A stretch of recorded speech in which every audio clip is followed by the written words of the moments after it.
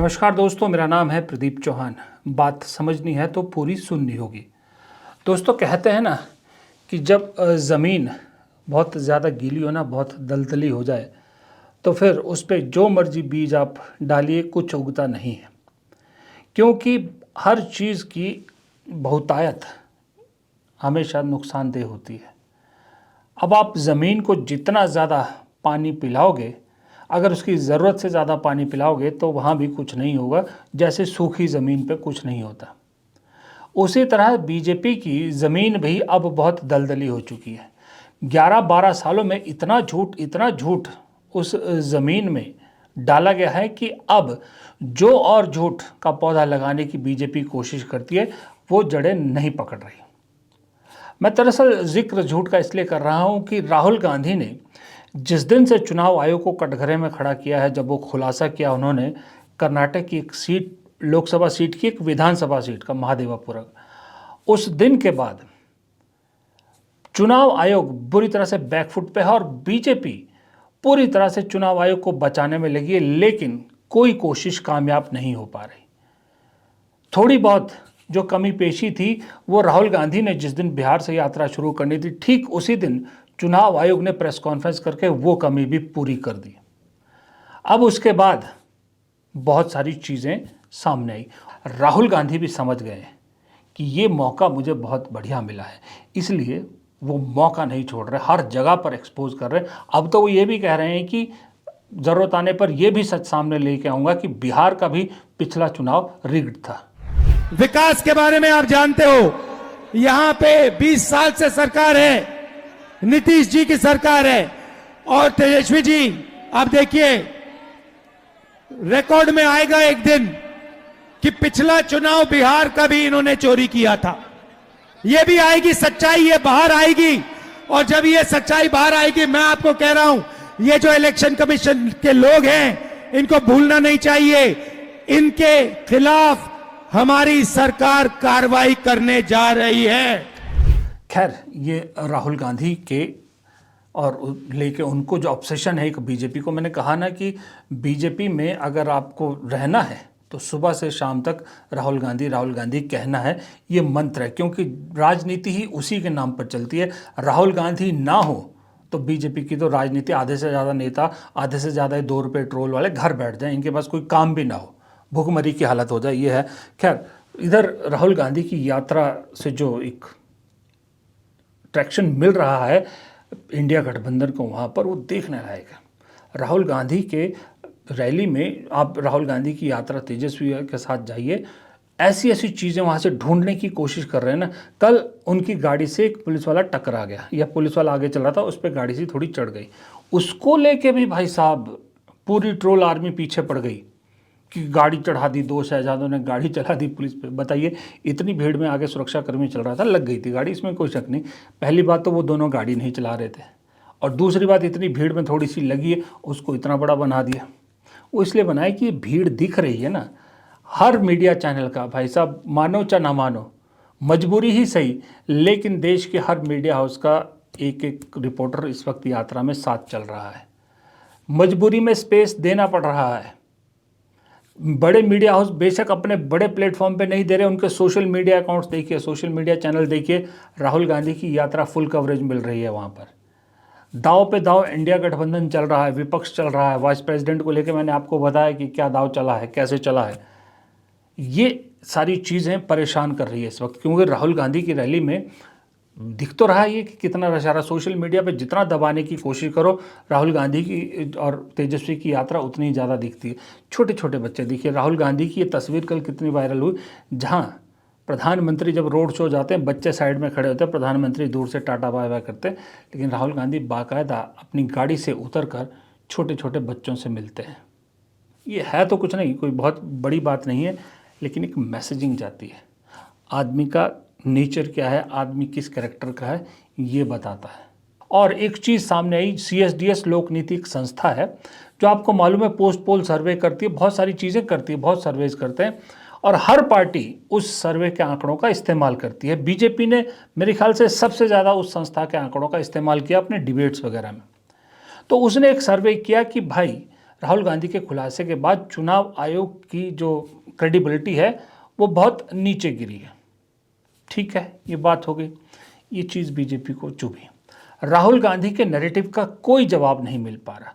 राहुल गांधी रोज बिहार में दिन में कम से कम 50 बार चुनाव आयोग को कटघरे में खड़ा कर रहे हैं, बीजेपी को कटघरे में खड़ा कर रहे हैं, लोगों से आह्वान कर रहे हैं कि आपका वोट चोरी नहीं होने देंगे और चुनाव आयोग को जवाब देना होगा। यहाँ तक कि राहुल गांधी ने यह भी कह दिया कि अभी तो आप मुझसे हलफनामा मांग रहे हो, बहुत जल्द पूरा देश आपसे हलफनामा मांगेगा। इतनी खुल के अब चीज़ें सामने आ गई। ऊपर से उपराष्ट्रपति पद के जो चुनाव होने हैं वहाँ पर भी एनडीए के कैंडिडेट के मुकाबले इंडिया गठबंधन ने और सॉलिड कैंडिडेट उतारकर एक तरह से इंडिया गठबंधन एनडीए में खलबली मचाने की एक कोशिश की है। अब इस सब से बचने के लिए बीजेपी ने कल फिर एक झूठे प्रोपेगेंडा का सहारा लिया। झूठा इसलिए कह रहा हूँ कि जिस सीएसडीएस संस्था का मैं नाम ले रहा था उसी संस्था के संजय कुमार है, आपने देखा होगा, बहुत चैनलों में आते हैं। उन्होंने कुछ दिन पहले एक ट्वीट किया था, ये 17 अगस्त को 4:14 पे किया था। वो महाराष्ट्र को लेकर उन्होंने ट्वीट किया था कि जहां उन्होंने आंकड़े बताए थे, एक रामटेक कॉन्स्टिट्यूंसी के और एक देवलाली कॉन्स्टिट्यूंसी के, कि भाई लोकसभा और विधानसभा के बीच वहां पर वोट बढ़े नहीं, कम हुए। अब उसके बाद उन्होंने 19 तारीख को जब उन्हें पता लगा तो उन्होंने देखा कि वो आंकड़ा गलत था, उनके टीम ने गलत दिया, तो उन्होंने उसी एक्स हैंडल पर एक और ट्वीट किया जिसमें उन्होंने माफ़ी मांगी अपने उस ट्वीट के लिए कि महाराष्ट्र इलेक्शन को लेकर जो मैंने पोस्ट किया था उसमें गलती थी, मैं माफ़ी चाहता हूं। और माफ़ी मांगते उन्होंने कहा कि उस मिस इन्फॉर्मेशन के लिए मैं जो है अपना ट्वीट डिलीट कर रहा हूं। ठीक है, माफ़ी मांगी। अब बीजेपी ने इसको पकड़ लिया। अब संजय के खिलाफ वो जो अभी सर्वे आया था चुनाव आयोग की उसको लेके, विश्वास को लेकर, वो एक टीस तो अंदर थी ही थी, और दूसरा कहीं कुछ जोड़ नहीं रहा था। तो बीजेपी का पूरा प्रोपेगेंडा टीम लग गए कि सीएसडीएस की ये जो ट्वीट डिलीट किए हैं इसको राहुल गांधी से जोड़ दिया और एक कैंपेन चला दिया, पूरा प्रोपेगेंडा चला दिया कि राहुल गांधी ने जो खुलासा किया था वो सीएसडीएस के झूठे आंकड़ों पर किया था और सीएसडीएस ने अपनी गलती मानी, झूठे आंकड़े डिलीट कर दिए और ये जो है राहुल गांधी एक्सपोज हो गए, ये हो गया, वो हो गया। लेकिन वही बात जो कह के मैं भी थक गया हूँ, बहुत सारे लोग कहते हैं कि नकल के लिए भी अकल चाहिए भाई साहब। अमित मालवीय देखिए सीएसडीएस को पूरा कच्चा चिट्ठा रख दिया, कहाँ से पैसा आता है, क्या आता है, क्या नहीं आता। जब सीएसडीएस के आंकड़े इनको फेवर करते हैं तब नहीं दिखता इनको, लेकिन अब रख दिया। और ये भाई साहब इन्होंने शुरू किया प्रोपेगेंडा कि भाई एक जो है वो गलत इन्फॉर्मेशन, संजय कुमार की गलत इन्फॉर्मेशन पे राहुल गांधी ने वो इतना बड़ा इल्ज़ाम लगाया। लेकिन ये भूल गए कि संजय जिसकी बात कर रहे हैं, जो संजय कुमार ने जो ट्वीट किया था वो महाराष्ट्र के बारे में था भाई साहब। और राहुल गांधी ने जिस दिन खुलासा किया, राहुल गांधी ने तो महाराष्ट्र का नाम भी नहीं लिया। उन्होंने सारा आंकड़ा रखा बेंगलुरु सेंट्रल की लोकसभा सीट के महादेवपुरा कॉन्स्टिट्यूंसी, असेंबली कॉन्स्टिट्यूंसी का आंकड़ा रखा। महाराष्ट्र का तो उन्होंने नाम भी नहीं लिया कहीं। लेकिन संजय कुमार के इस ट्वीट को जोड़कर पूरा एक प्रोपेगेंडा चला दिया कि राहुल गांधी ने झूठ बोला है, चुनाव आयोग को बदनाम करने की साजिश रची है। और वो जो राहुल गांधी के खिलाफ आपको मालूम है फिर जो जहर उगलते हैं वो तो कोई नई बात है नहीं। फिर एक और चीज़ उन्होंने की कि एक महिला, कल राहुल गांधी और तेजस्वी यादव वगैरह बैठे थे, कुछ लोग मिलने आए थे, वीडियो आपने देखा होगा, जिसमें लोग कह रहे थे कि हमारा वोट कट गया और पहले था। उसमें से एक महिला का निकाल कर उन्होंने उस महिला को जो है कहा कि इसका वोट है, और वो महिला कह रही है, ऑन कैमरा कह रही कि मुझे सचिव ने कहा कि अगर आपके वोट कट गए हैं तो उधर चलिए, राहुल गांधी तेजस्वी से मिलिए और अपने वोट जुड़वा दीजिए। वो महिला कहीं नहीं कह रही कि राहुल गांधी ने मुझसे कहा था कि तुम जो है झूठ बोलो, कहीं नहीं कह रही। लेकिन उसको भी ज़बरदस्ती राहुल गांधी के गले में बांधने की कोशिश की। और देखिए राहुल गांधी की यात्रा और राहुल गांधी की जो खुलासा है वो कितना बीजेपी को नीचे तक से लेकर ऊपर तक हिला चुका है। मैं इसका उदाहरण बता रहा हूँ कि देखिए बीजेपी के राष्ट्रीय अध्यक्ष जेपी नड्डा इसको लेकर ट्वीट कर रहे हैं। जेपी नड्डा राष्ट्रीय अध्यक्ष, भाई अगर राहुल गांधी का तुमको असर कोई नहीं पड़ता है तो जेपी नड्डा को ट्वीट करने की क्या जरूरत पड़ रही है उस महिला के बारे में। इसका मतलब समझ रहे हैं आप? इसका मतलब ये है कि बीजेपी पूरी तरह से हिल चुकी है। राहुल गांधी ने ऐसी नब्ज पकड़ ली है चुनाव आयोग के बहाने बीजेपी की, बीजेपी तड़प रही है इस वक्त। इसलिए ये झूठे प्रोपोगंडा चला रहे, सब कुछ करा रहे, लेकिन असल हकीकत यह है कि पहले इतना झूठ बीजेपी चला चुकी है कि अब लोग विश्वास ही नहीं कर रहे। लोग सोशल मीडिया पे देखिए, सोशल मीडिया बीजेपी के इस दावों की हवा निकाल रही है। उनको छोड़ दीजिए जो अंधभक्त है, जो 2 रुपये पर ट्वीट जिनका काम है, उनको छोड़ दीजिए। वो 2 रुपल्ली वालों की बात मत कीजिए। जेन्युइन लोग विश्वास ही नहीं करे। जेन्युइन लोग तो सीधा सीधा सवाल यही पूछ रहे हैं कि भाई साहब, जो संजय कुमार ने डिलीट किए उसमें तो महाराष्ट्र का जिक्र है। आप बात कर रहे हैं कि राहुल गांधी ने कर्नाटका को लेकर, बेंगलुरु को लेकर झूठ बोला। ये क्या बात हुई? ये कैसे कनेक्ट होता है? इसका कोई जवाब नहीं दे रहे लोग, विश्वास नहीं कर रहे क्योंकि इतना झूठ आप बोल चुके हैं। और जैसे मैंने कहा ना कि किस तरह से बौखलाई हुई है बीजेपी, इसका सबूत दे रहे हैं कि अमित मालवीय और जेपी नड्डा और कई बड़े बड़े नेता इस चीज़ को लेकर जो है सोशल मीडिया पर पीले पड़े हैं, कल से लेकर पीले पड़े हैं। इसका मतलब दर्द ठीक हो रहा है। राहुल गांधी का तीर निशाने पर लगा है, दर्द हो रहा है, बहुत दर्द हो रहा है। अब सिर्फ गृह मंत्री अमित शाह और प्रधानमंत्री नरेंद्र मोदी का ट्वीट आना या मैसेज, वो पोस्ट आना बाकी है, बाकी सब तो कर चुके हैं। अच्छा, बीजेपी के फ्रस्ट्रेशन की बात बताऊँ, राहुल गांधी और तेजस्वी की इस यात्रा में अब जब प्रधानमंत्री रोड शो करते हैं या अमित शाह रोड शो करते हैं या कोई और कहीं आपने देखा कि उस रोड शो के बीच में कांग्रेस के कार्यकर्ता आके हुड़दंग करें, कुछ करें? नहीं दिखता ना।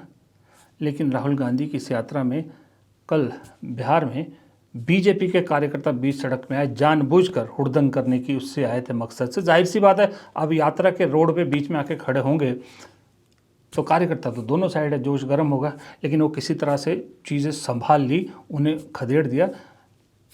राहुल गांधी ने वही जो एक नेता की निशानी होनी चाहिए, अच्छे नेता की, जन नेता की, वही किया।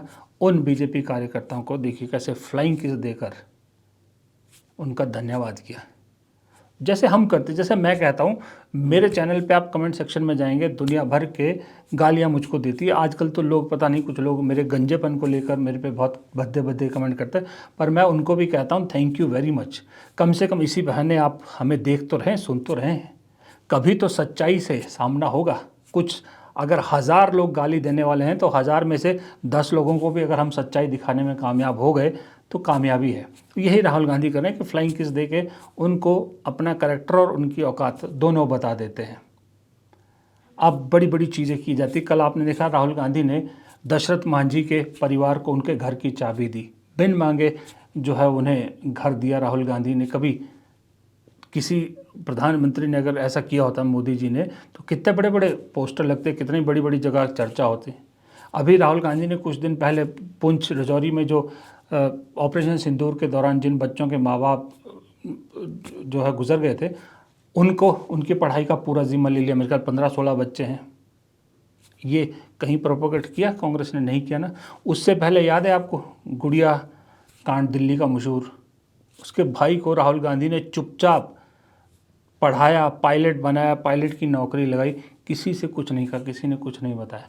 ये कैरेक्टर है, ये कैरेक्टर है जो एक पॉलिटिशियन से कहीं ज़्यादा है, जो एक इंसानियत है। ये इंसानियत जो है वो कल को प्रधानमंत्री भी बन जाए राहुल गांधी या नहीं बने, कुछ भी हो, ये उनका कैरेक्टर ये नहीं बदलेगा।